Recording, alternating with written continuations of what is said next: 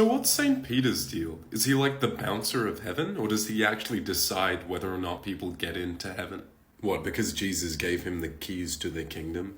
I think that's just symbolic of him being the first pope. God decides who gets into heaven and hell. I don't know. In John it says the Father judges no one, but has entrusted all judgment to the Son, Jesus. And it sounds like the Son has in turn entrusted all judgment to Peter. Okay, what's your point? Why does it matter if it's God or Peter? Because Peter is just some fisherman. He's just some guy.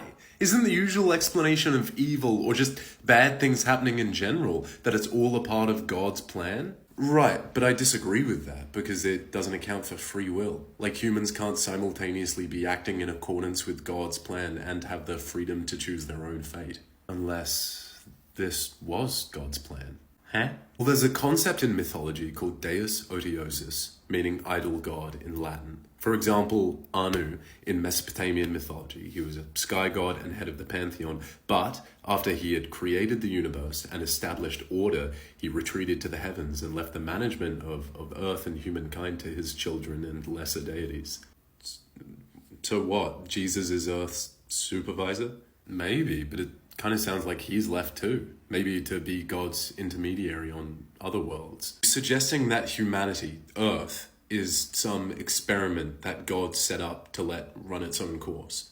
I don't know, maybe more like a parent. Like with children, if you have to stick around after a certain point, you've done something wrong. I don't think they could have just left completely and given the keys to Peter and been like, lock up when you're done. I think they're fated to return in Revelation.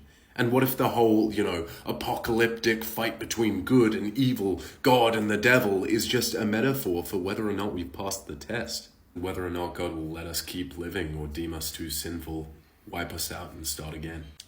Wouldn't be the first time.